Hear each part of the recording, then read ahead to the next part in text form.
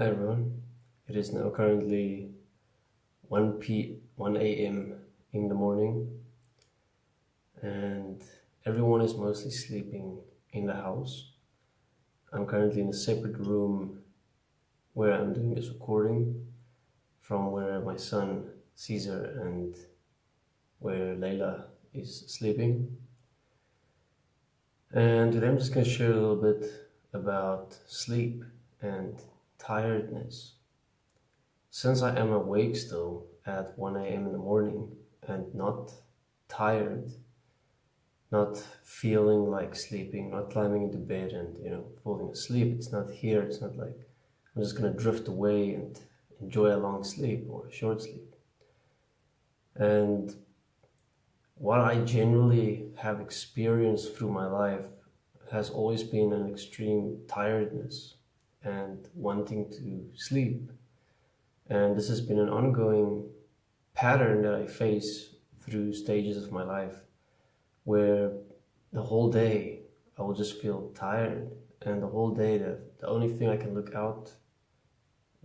forward to is to climb into bed and sleep. And how I've gotten tired of being tired. It's like there's no living, there's no life, there's no energy, if you want to call it energy. You're always feeling drained and like the next thing and the next thing and the next thing.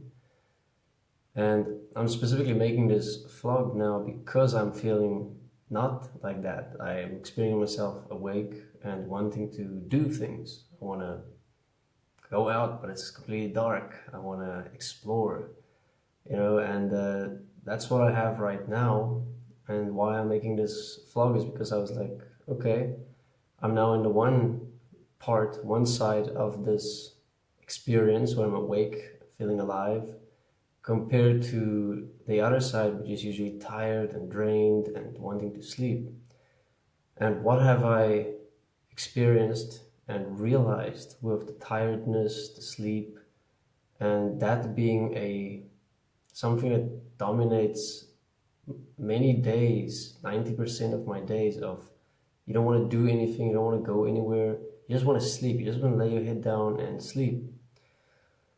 So what have I realized with sleep and tiredness and having that as a general experience where it's kind of like a lethargy, where you have kind of given up on living, and sleep, or the idea of sleep, where you believe you can go sleep, rest, wake up, and then be refreshed, is usually a lie, because you wake up from that sleep and you might feel awake for an hour or an hour and a half, and then life just hits you, shit just hits you, and you start getting tired. You start feeling like you just want to sleep again. You can't wait till the nighttime. You can just crawl into your bed, just lay there, just relax, and drift away and forget about the world and forget about everything that's going on, everything that you have to face, everything that you are facing, the kind of world you live in, and dealing with it. You can look here at relationships, financial problems. You can look at your direct reality, not it being what you want, not it being the way that you would have liked it or desired it to be. So this is yes, Anton, I am alive at 1 a.m. And the reason I'm alive at 1 a.m. is because I'm talking about sleep and also about what is a very general experience of always being tired, feeling drained, feeling like you just need to go sleep and you'll feel better, and how that is a cycle that I have faced in my life many times, where sleep never ends up being the answer, but the tiredness is completely something else, which I'm going to give an example. So let's say I wake up in the morning, I feel a bit groggy, I'm like, waking up.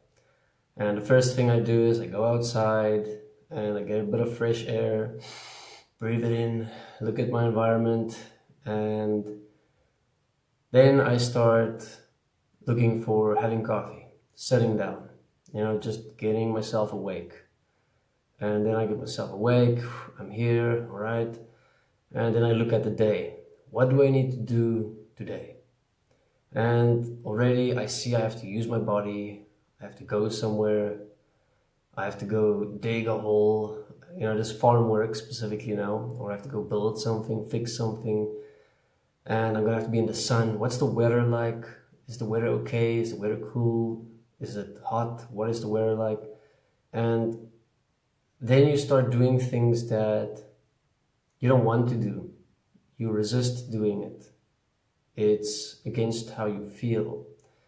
It's against how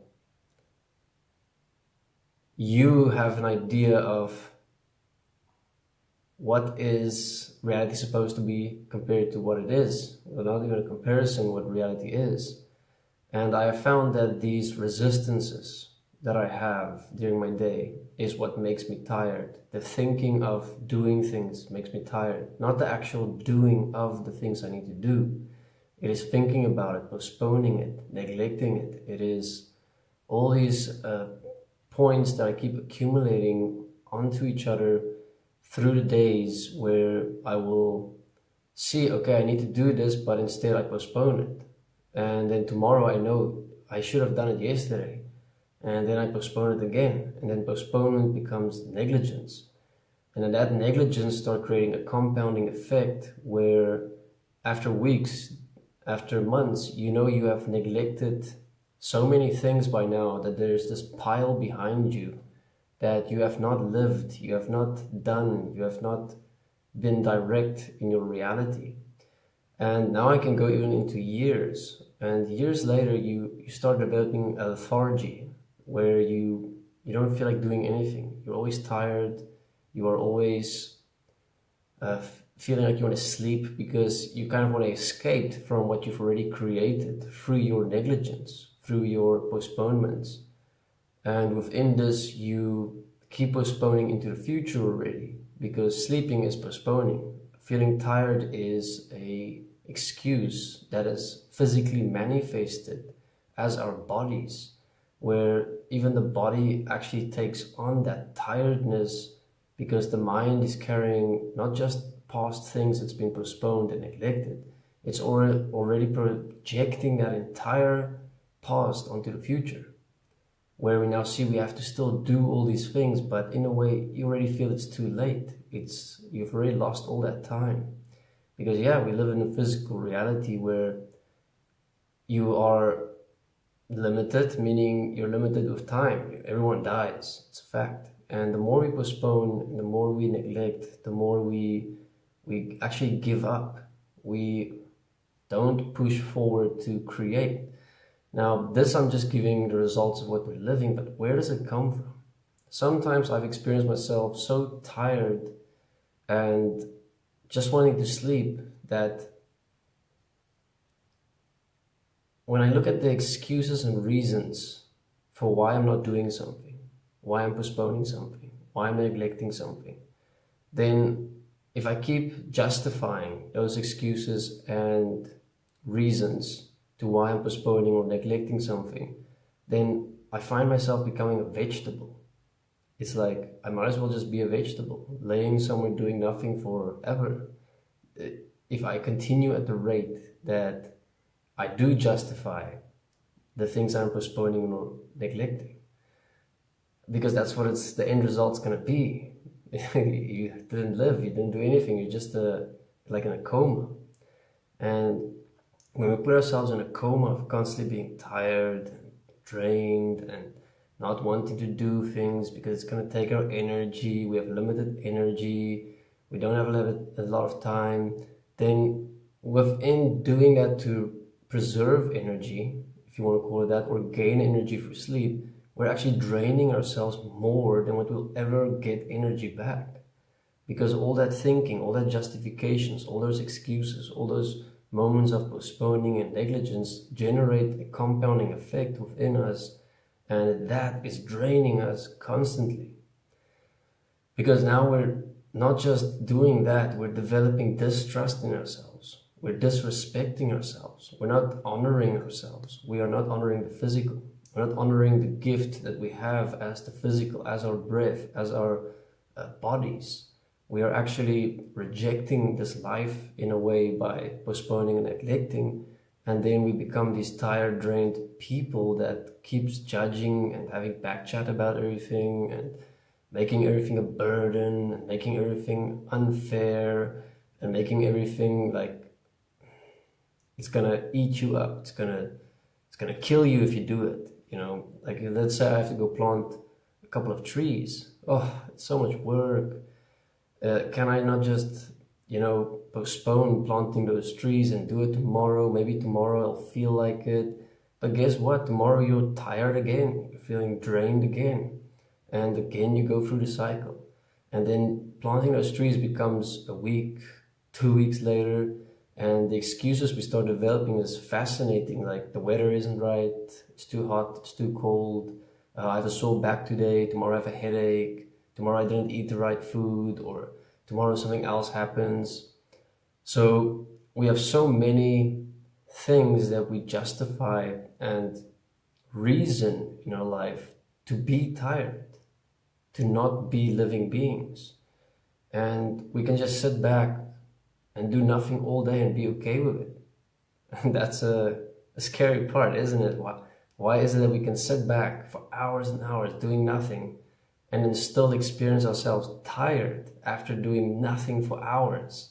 And you're supposed to regenerate energy. You're supposed to feel alive again after sitting down for hours doing nothing, to be able to go and do stuff. Yet the effect is always the opposite.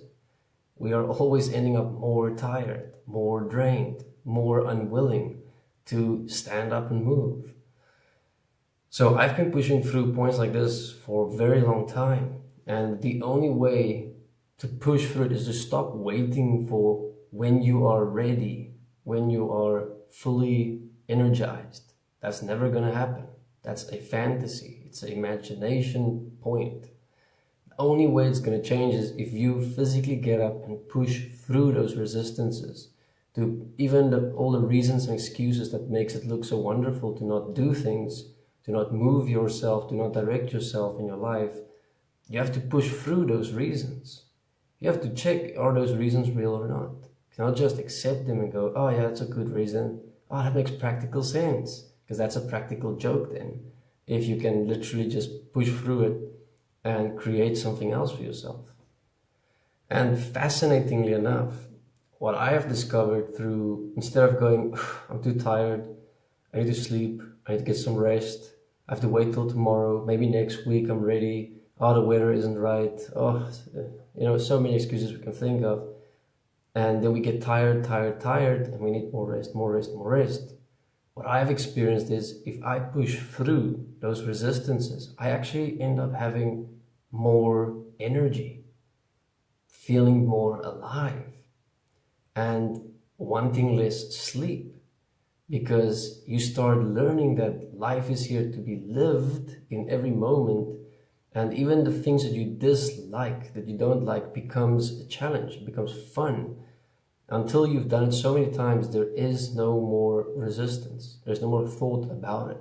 Because it's the resistance, it's the thoughts, it's the thinking about the things you have to do or you're going to do that drains us. Because it already places an entire future projection and a past experience on us that isn't even real. Yet our bodies is interpreting it as happening right now. Yet right now you could be sitting on a couch thinking about digging a hole. The body is experiencing you as if you've already dug that hole, because the mind is telling the body already, this is what you're going to experience, might as well experience it now and just feel like that right now. But in reality, if you go dig that hole, your body's going to feel alive. Your body is going to feel good, because your body is physical. Your body is a physical creation. It enjoys actually movement. It enjoys pushing in this world to move. But the mind likes to have a vegetable state body so that it can have all the energy of the body for itself to feed internal realities that's not real. And that's how you get tired. It's like a parasite sucking all your energy out of you from inside out without you ever actually doing anything using that energy effectively. It's like when you have a virus, then you have to get a really high temperature in your body to kill that virus. So let's say the mind is a virus and it's eating away your body. The only way you're going to heat up your body is if you're going to go outside or go do something. It doesn't have to be physical, like digging holes. It can be just getting a task done, doing your laundry, doing your dishes, cleaning your room, go talk to someone, go dig a little hole and plant a plant that you've been neglecting planting for months. Go give water to plants that has been neglected for months needing water. It's all these little things that actually compound around us in our life, and it creates a belief of ourselves that we are not capable, we're not worthy, and that belief is enforced over time through our actions of postponing and neglecting. Instead of breaking through that belief and showing yourself some discipline, okay, I'm going to water this plant, I'm going to go and plant that plant, I'm going to go and put some seed out for the animals, I'm going to go to work and I'm going to do that stack of papers that's been laying there for a week. I'm just going to get it done. I'm not going to do it with a resistance. I'm going to do it because it's here. It needs to be done. I mean, how long can you postpone that? So might as well just get to it, get it done, and then move on. And you'll see, you'll start feeling great about yourself. You start feeling, I can trust myself. I respect myself. I can honor myself. Honoring yourself is keeping to an agreement with yourself. That means the agreement is that you are here to live your utmost potential because you would like to experience that. You would like to be alive. So honor that. And by honoring that, you're not postponing, not neglecting. So postponing is, as Anton says, exactly what I need to hear, postponing a lot. Yeah, I believe a lot of postponement happens in this world. It is amazing how postponement has become normal. And not just normal, but our world is ran by people that's just like us. I mean, our politicians, our governments, everything is run by postponement. Everyone's just humans. So if we are this way within our daily lives, how can we expect our governments to be any different? It's impossible. How can we blame and judge people that's running countries for being the same as us if we're not even willing to change? So that's a very important point, actually, that we have to look within, without.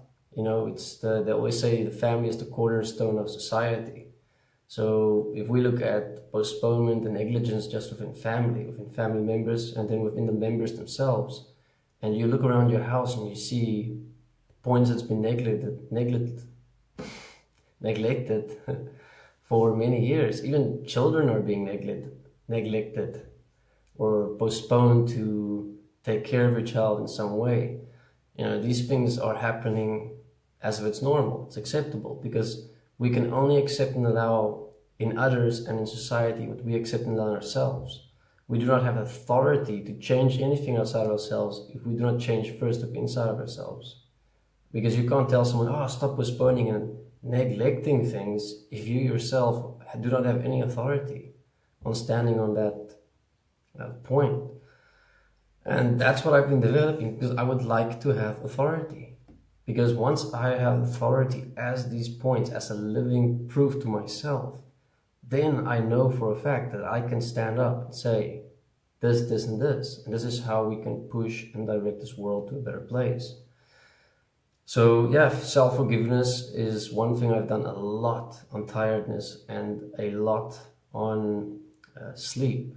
The beliefs that you've been brainwashed with regarding sleep. You need 8 hours. You need to go to sleep at this time and wake up at this time. It's good for your brain. It's good for your health. It's good for your immune system. As a kid, that is forced into you a lot. And the time that is given to you to sleep as a child is literally just programmed according to a system, not according to how you actually function as a human being. The system is money. You need to wake up a certain time, get to work a certain time, so you need to go to sleep a certain time. It's got nothing to do with practical, physical, what your body actually needs. It's got nothing to do with that at all. It's got to do with how you are going to function in this world to make money. So how we're trained to believe sleep works and tiredness works was programmed into all of us since we were children. So we have a pretty distorted idea and belief about sleep. And here on the Desteni farm, I've had the opportunity to sleep only 6 hours every single night because I have responsibilities. I have to wake up a certain time, yet the things I do, for example, to reach people and to talk to people, goes all the way into, other countries. That means different time zones.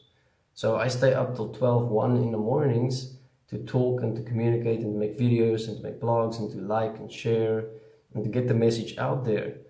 And with this, I had to challenge myself immensely with sleep, because usually I would go to sleep at 10, when I was still living with my parents at home, or 11, very early. And I'd wake up at 6, 7, I have 8 hours of sleep in. And then I believe, because I had 8 hours of sleep, today is a good day. But if I had 7 hours of sleep, oh, there's an hour missing. I'm gonna be tired. I'm gonna not function well. I'm gonna be moody. I'm gonna be this way and this way just because I didn't get 8 hours of sleep. So there's a lot of beliefs in relation to sleep and tiredness that is programmed and ingrained in us from childhood. Like, for example, activities. I used to do a lot of sports, and after each sport event or training session, I have to sleep. I'm going home and I'm gonna pass out. Since I've been living on a farm, there's no such thing as 1 hour or 2 hours of training or an event for 1 or 2 hours. Here's all day. Sometimes you have to work all day in the sun, outside, digging, cutting grass, raking grass, moving bags of sand, planting trees. So you have to push beyond weird beliefs and realize they're not real. Your body does not get tired just because of certain things you're doing. That is a lie. Your body enjoys doing a lot of things and actually feels more alive doing it. So that's challenges that we have to challenge ourselves with. To see, okay, I was trained by parents and society that after a big sporting event, I need to rest for 3-4 days. My muscles need to regenerate. I need to get all my energy back, and then I can do it again. When on a farm, you have 24/7 literally work, because a farm does not rest. Animals do not give you a holiday. The work does not give you a holiday. You have to constantly be in the physical, working in the physical, fixing things, getting to things, maintaining, having maintenance to do. And you learn that there is no tiredness from doing certain things. You just breathe, eat your food, drink your water, and voila, 10 minutes later you are regenerated and you can continue digging holes. So you really start to break through a lot of beliefs that we've been programmed with. And the main point, tiredness, feeling heavy, feeling drained, feeling like sleep's gonna solve it, is your mind. This is something we all have to realize. What makes you tired is you thinking about tiredness. What makes you tired is you believing you're gonna be tired. What makes you tired is already projecting that if I do this, by that time I'm gonna be tired. Tiredness is a creation of the mind for the mind to protect the body, so the body doesn't use its energy to actually live in this reality, because the mind wants to keep the energy of the body for itself, to generate ego. Ego is your polarity design, where you are living in positive, negative the whole time. So you will want to sit back, watch TV, which is a positive, while you feel shit. So there you have a positive, negative experience consistently happening, because you're not doing anything and you have so much to do, but you're watching TV, which is a positive. So you have a positive design and a negative design right there, function, creating friction, energy, and it feeds the mind. And the mind can, within that, paralyze you, put you in a coma, and make you feel like everything is just happy chappy, and you can do that stuff you need to do tomorrow.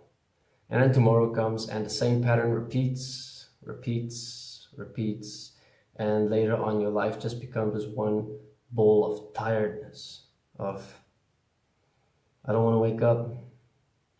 When I do wake up, I just want to think about sleeping again. I just want to get to bed. I just want to crawl in and disappear, forget about everything. You know, it's kind of wishing to die. If you're tired all the time, wanting sleep the whole time, because that's what it is in the end. So, yeah, I saw I got a comment. I don't know if I can read it here. Christina Salas it is 3 p.m. here and I was prepared to lay down for a moment because I was tired. I came to a blank for a moment on how to direct myself, but then came across this. Quite timely, Gian. Thanks. Cool. Thank you, Christina. Let me see if there's any other comments. Anyone else have anything to ask or add a story? I know tiredness and sleep and how we experience ourselves within tiredness is definitely something we all face. So if you have anything, take a minute, write a comment, and let me know. I can still sit here a little bit, but I've kind of shared everything I want to share. Thank you, Anton. Anton says, yeah, awesome discussion. I also liked opening up this discussion, especially now that it is, I don't know what the time is approaching now. 1:17. Okay, it seems like we are now recording the wall.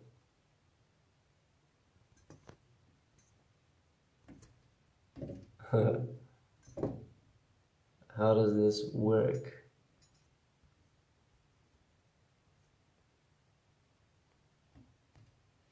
There we go.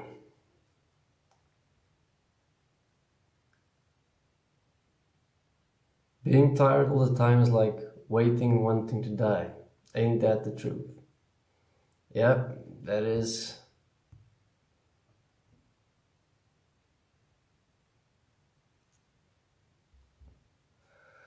That is what I've experienced, Christina. And that is what I've investigated. So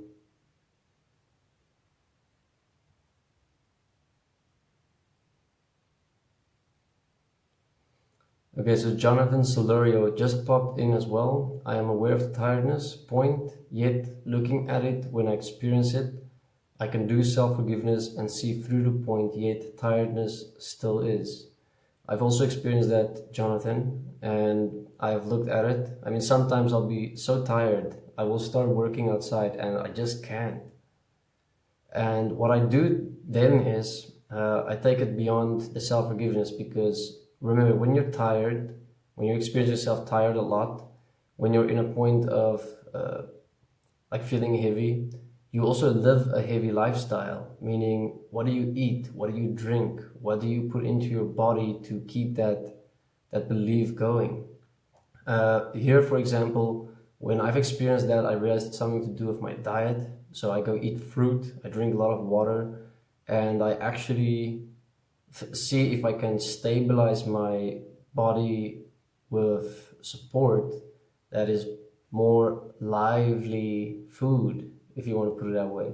And I have found quite cool results with not just applying self-forgiveness and then pushing through the point by going now and doing it, but to actually look at what have I been living in the state of being tired. Have I been drinking a lot of sodas, eating a lot of sugar? Have I been drinking lots of coffee, you know, and what have I been doing with my body while being experiencing myself tired or down or heavy? Because that also got to change, because all of that is created with, you live your mind set. So if your mind is in a certain zone, it doesn't mean you're eating healthy and doing healthy stuff. It means you're doing stuff that you're standing one and equal to. Even the clothes you wear.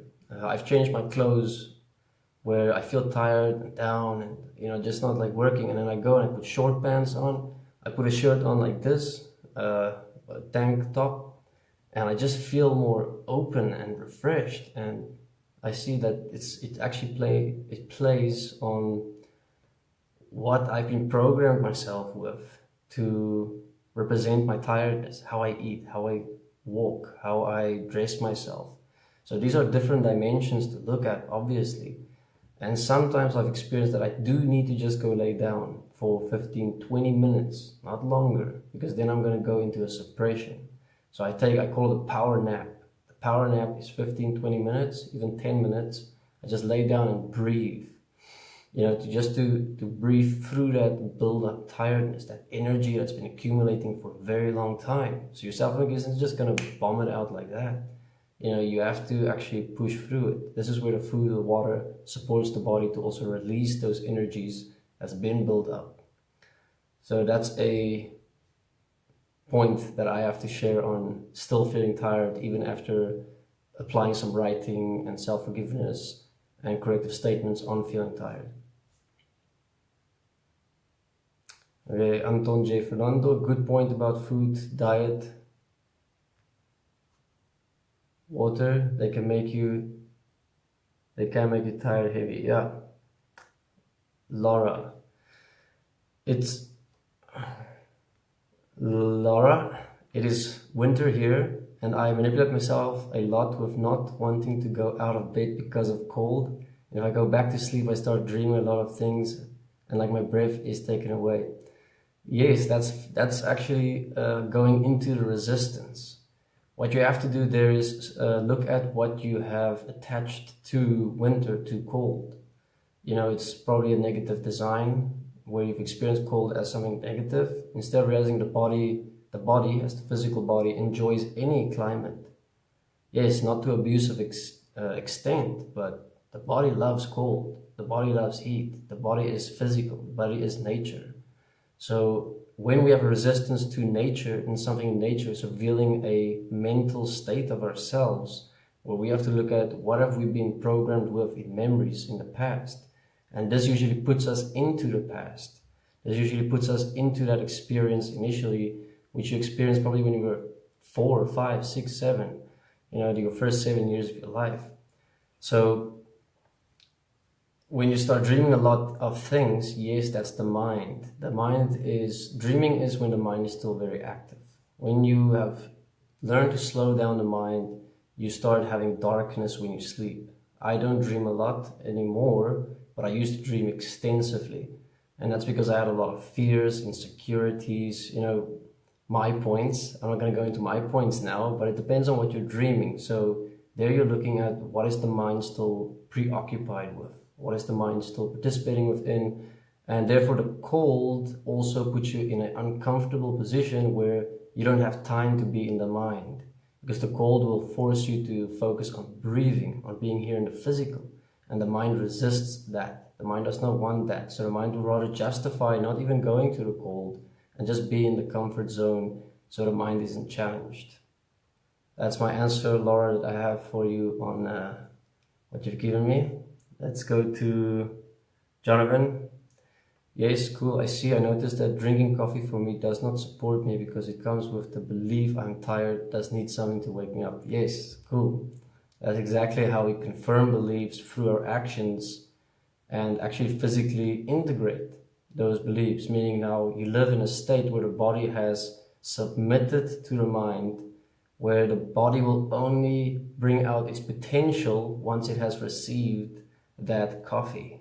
Although the body already has that potential naturally and doesn't ever actually need coffee. It's just a matter of what we believe about it. You should actually just drink coffee to have a good shit, to help the digestive system. That's all I always say.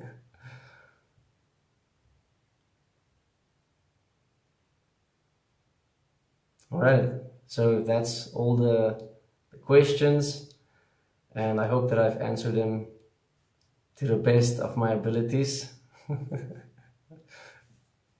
Yeah, I don't drink coffee ever to stay awake, and I don't believe ever that coffee will keep me awake. I can drink 10 coffees right now and fall asleep. It does not affect my body. But I do drink a nice strong coffee when I know I just gotta go to the toilet. So thank you very much for questions, guys. Pretty cool. And I will be seeing what video I can make next. Thank you very much. Enjoy the rest of your evenings, nights, your PMs, AMs. I will be enjoying mine. Take care. Bye bye.